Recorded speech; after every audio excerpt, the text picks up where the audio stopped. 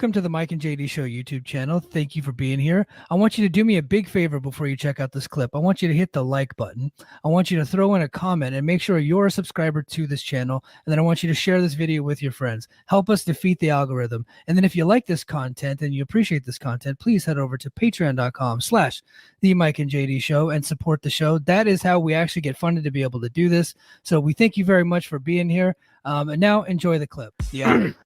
Speaking of interesting, I watched Collision this morning, and Collision remains like a very underrated watch. Like, not a lot of people are watching that show in the grand scheme of things, and they just continue to put out like badass shows every single week. And Collision is for the dorks. It's for the super fans. So if you're not a super fan, if you're not an AEW hardcore, and you give an opinion on Collision not being for you, I don't fucking care.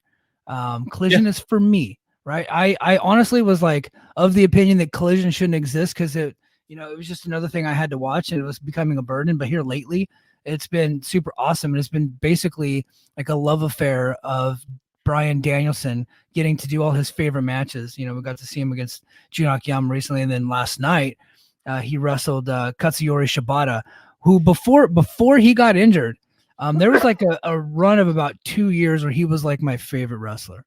Every time he was in the ring, I was just fucking intrigued by the guy. And I thought that he was going to be the dude in New Japan. And then he did that headbutt and it stopped his career for a while. And one report came out from Dave Meltzer that his brain was taken out and put back in, which was hilarious.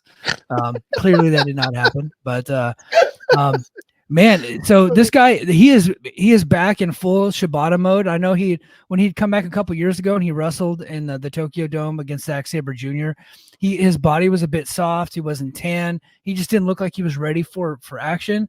Dude, he is back. He's full Shibata. He is the guy that we saw before he got hurt. And him and Bryan Danielson just went to town, man. What an amazing, hard-hitting, just super stiff, like, the exact match we've been wanting to see from Bryan Danielson since he left WWE. Like, this is the shit. So what you're telling me is I need to go watch this show because I didn't watch it last night. Yeah. If all you watch is that match, you're fine. I would say the rest of the show was pretty good, but if you just go and watch this match, you're fine. And it's the first match on the show, so don't feel like you have to watch the rest. Done. I'll do that after I got to make lunch for myself for next week after we get off this pod anyway. So I'll do that. Yeah, but yeah, everybody go out of the way to watch that, and also go out of your way to watch Edge's promo that closed the show. Now, Adam Copeland. I'm sorry, Adam Copeland. I know that guy. One Adam Copeland, when he came to AEW, JD Oliva went on this show and was like, as long as he doesn't come to AEW and do one of his spooky interviews with the lights dimmed on sitting on a chair in the middle of the ring, then I'm going to be okay. Well, that's exactly what we got last night on Collision, was spooky Adam Copeland doing an interview, a promo from a chair. And then he pulls out Janice. He pulls out Abyss's Janice, but he's calling it Spike now. Obviously this is people are very hot or cold on this promo, depending on where you sit. JD, what did you think seeing Adam Copeland sitting on a chair cutting a promo? Mike, this is the one thing I asked for him not to do. I'm not a complicated person. I had one request. I said, as long as he doesn't sit in a chair and cut a spooky ass promo, I'm fine with it. So, I missed the show last night, but I'm scrolling on Twitter today and I see this and I'm like, God damn it. So I clicked on it and I watched the promo because I was going to get all hot because I knew we were going to do this. And I got to tell you something, Mike. It was fucking awesome. I loved it. I can't believe what a hypocrite I am. It was great. You're the worst. I am such a chode. Yeah. I have no morals. I have no backbone. Yeah. I am a complete and total idiot. And if I'm not made fun of by everybody who listens to the show, I'm going to be really disappointed.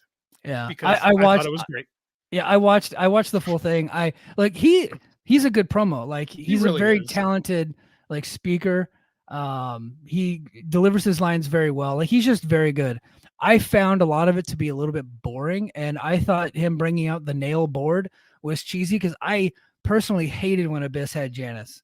I thought that was the dumbest fucking thing. Just like I thought it was stupid when Samoa Joe brought out his big meat cleaver. I was like, you're not actually going to use that on somebody. That's like not a weapon that you're going to use. At least Sting had his baseball bat. He would use it. Triple H had a sledgehammer. He used it. You cannot use a 4x4 with nails sticking out of it because you'll go to jail for murder. It's the dumbest fucking thing. And I get that it's pro wrestling. But the fact that he brought out Janice of all things while sitting on his chair doing a spooky promo, I was like, oh my God, what the hell is this all about? Now, again, he is very talented. He is a great deliverer of words. And when you remove the WWE speak from his vocabulary, he is actually very good. He really is. So I thought it was a good promo, but the Janice thing was stupid. See, I think he's actually going to use Janice. I think there's no way Christian Cage does not have Janice in his forehead, a la Tully Blanchard and Magnum TA on Dynamite this week. I think that's going to happen. I think you don't introduce it unless you're going to do something with it. Like, that being said, he's not going to impale Christian with it. This isn't Big Japan, for God's sakes. Like, yeah, we're going to see something. Again, I was so ready. Maybe it's because I was so ready to hate it, and I'm so up in my own feelings right now that I was just like, this was actually pretty good. So, I mean, it could be one of those where I didn't hate it. I'm overvaluing it, but I got to be honest with like the 5 minutes, whatever thing was. I don't know how long it was. Yeah. I was entertained. I was entertained by it. I thought it was, Adam Copeland is very good at being Adam Copeland. Yeah. Right. So I think it worked. I don't know. I'm a fucking hypocrite because if it was in WWE, I totally would have shit on it. But it's here, so I'm like, it's not that bad. Yeah, I'm an idiot. I can admit it.